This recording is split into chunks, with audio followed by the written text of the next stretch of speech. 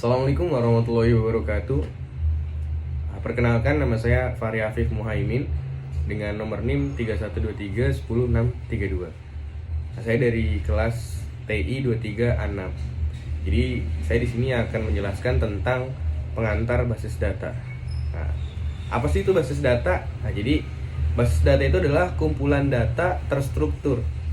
Jadi yang saling berelasi.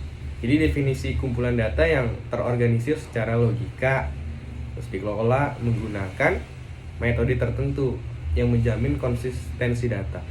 Nah, itu yang dimaksud basis data. Dan juga basis data menyediakan fasilitas atau mempermudah dalam menghasilkan informasi yang digunakan oleh pemakai. Nah, jadi untuk mendukung pengambilan keputusan. Nah, jadi hal inilah yang menjadikan alasan dari penggunaan teknologi basis data pada saat sekarang. Jadi ya mungkin saat pada dunia bisnis, basis data sangat sering kali digunakan. Kemudian saya di sini akan menjelaskan contoh proses penggunaan basis data dalam dunia bisnis. Jadi pengolahan data nasabah, akunting, semua transaksi perbankan, pengelolaan data reservasi, penjadwalan pengelolaan pendaftaran, alumni, pengelolaan data customer, produk, penjualan, pengelolaan data produksi, persediaan barang, pemesanan, pengelolaan data karyawan, gaji, pajak, pengolahan data tagihan. Jadi ini contoh proses penggunaan basis data dalam dunia bisnis. Kemudian di sini saya akan menjelaskan sistem pemrosesan file. Jadi sebelumnya sistem yang digunakan untuk mengatasi semua permasalahan bisnis menggunakan pengolahan data secara tradisional dengan cara mungkin menyimpan record-record pada file-file yang terpisah yang disebut juga sistem pemrosesan file. Dan juga kelemahan sistem pemrosesan file timbulnya data. Jadi rangkap dan ketidakkonsistensi data, kesukaran dalam mengakses data, munculnya permintaan baru yang tidak diantisipasikan sewaktu membuat program aplikasi data terisolir. Jadi masalah pengamanan dan data dependen. Itulah sistem pemrosesan file. Kemudian di sini juga ada konsep dasar basis data. Jadi entitas yaitu sekumpulan objek yang mempunyai karakteristik sama dan bisa dibedakan dari lainnya. Contohnya mahasiswa, pegawai, nilai. Atribut. Jadi atribut sini menjelaskan deskripsi data yang bisa mengidentifikasikan entitas. Contohnya entitas mahasiswa adalah no ein. Lanjut. Ini lingkungan basis data. Saya di sini setelah tadi pengantar, di sini saya akan menjelaskan lingkungan basis data. Jadi apa sih itu pengertian Jadi apa sih itu pengertian DBMS? Nah, mungkin kalian semua mungkin udah ada yang tahu, tapi di sini saya akan menjelaskan pengertian DBMS.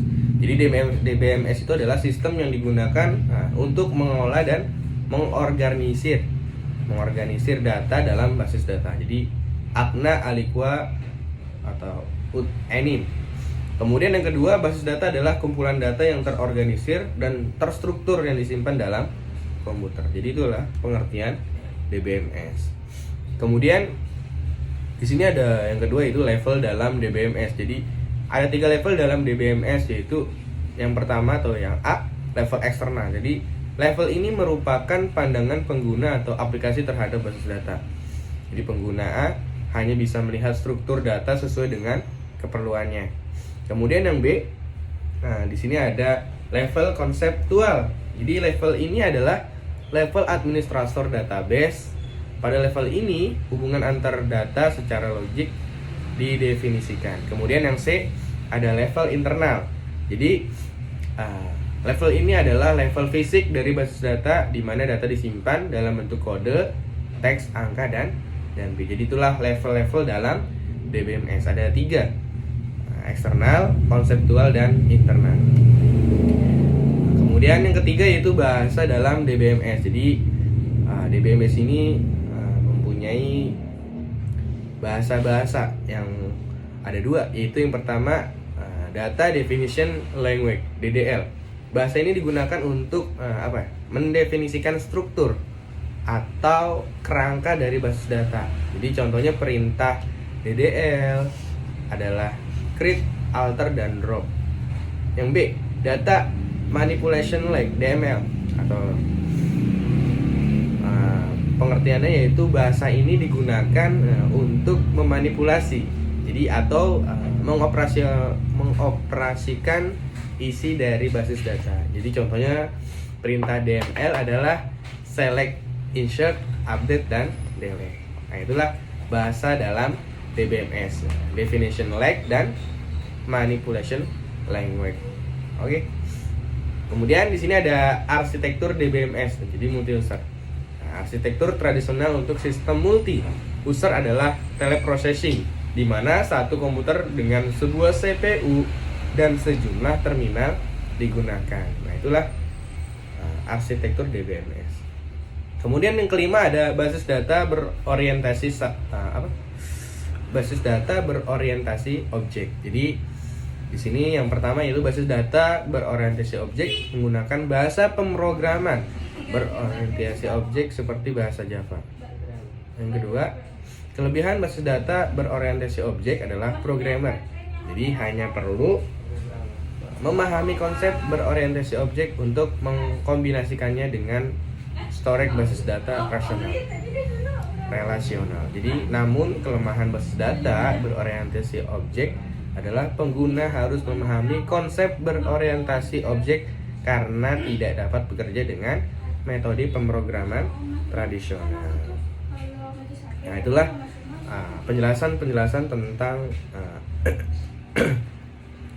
sistem pengantar basis data, dan juga tadi yang kedua yaitu tentang lingkungan basis data. Jadi cukup sekian penjelasan dari saya, mungkin banyak kurangnya, banyak salahnya.